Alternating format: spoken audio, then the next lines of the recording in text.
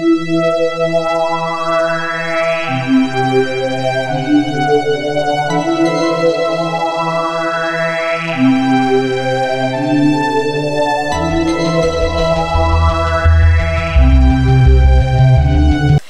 za sebou krásny deň, v ktorom sa uskutočnil pilotný projekt Deň vysokoškoláka, v rámci ktorého sme 140 stredoškolákom a 7 riaditeľom stredných škôl predstavili život na fakulte tak, ako ho každý deň vnímajú naši študenti, vysokoškoláci.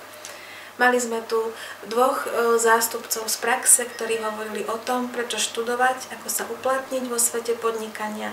Mali sme tu 8 praktických seminárov pre našich študentov, obed v študentskej jedálni a nakoniec vzácneho hostia, veľvyslanca Indonéskej republiky na Slovensku, ktorý spoločne so študentami a učiteľmi diskutoval na tému ekonomiky a kultúry Indonézie. Keď sme sa lúčili s riaditeľmi stredných škôl, vyslovili sme predsavzatie, že táto forma spolupráce je naozaj inovatívna, prospešná pre študentov a budeme očakávať ďalšie námety zo strany riaditeľov stredných škôl, ako obohatiť spoluprácu medzi fakultou a strednými školami. From my observation, SPU is one of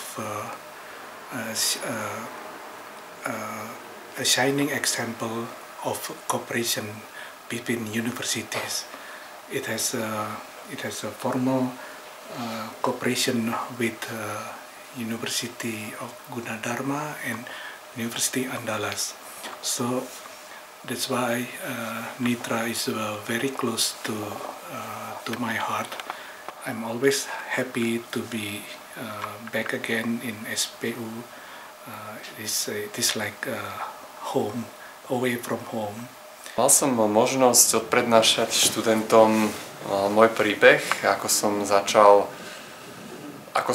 pracovať, ako som možno na začiatku nevedel, že čo je moja vášeň, čo chcem robiť, v čom som dobrý, ako som si to musel vyskúšať v 2-3 zamestnaniach, než som naozaj našiel, čo je to, čo ma baví, a začal som robiť podnikanie a tvoriť, keďže veľmi rád tvorím.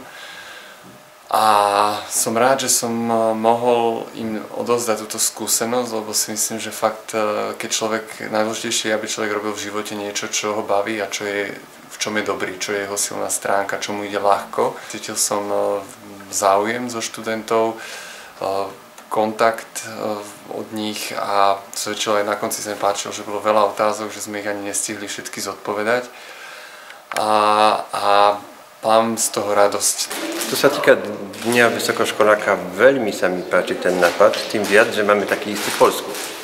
Takisto robíme pre gimnazistov, pre stredne odborné školy. No to je taký prvý stupeň, aby skrátka v zatvorkách chytiť ďalších studentov, ktorí prídu na rekrutáciu o ten porok.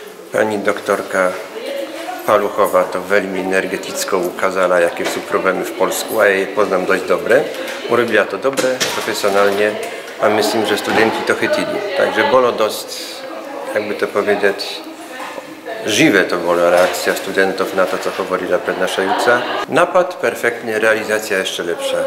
Tak len pochwalić, a cieszę się, że mógł som sa na to pozerać tak z bliska. I was very honored to give a very short presentation. I introduced myself, my work in SPU, and then I taught them 3 commonly used Chinese sentences. For example, 你好, say hello to everyone. 我爱你, I love you. And 再见, bye bye. This activity was organized successfully, and I hope we can attract more students to apply for our faculty next year. Našim cieľom bolo vlastne spropagovať život takého vysokoškoláka, ako to tu funguje na našej škole, aké sú mimoškolské aktivity, aké sa dajú možnosti štúdia v zahraničí, cestovanie a ďalšie kopec iných vecí.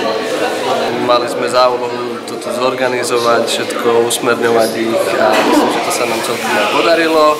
Môj osobný názor je, že takáto akcia, ako bol Deň vysokoškoláka, je veľmi dobrý prínos pre vysokú školu. Pani dekanka sa snažila, aby vlastne tí študenti mohli vyskúšať, že aké to je byť na ten jeden deň vysokoškolák.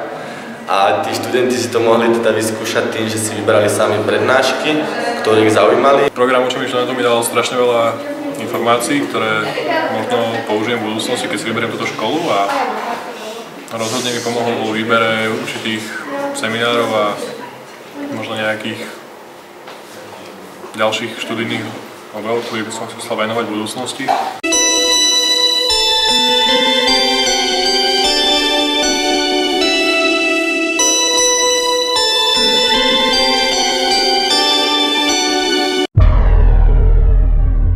Coming soon.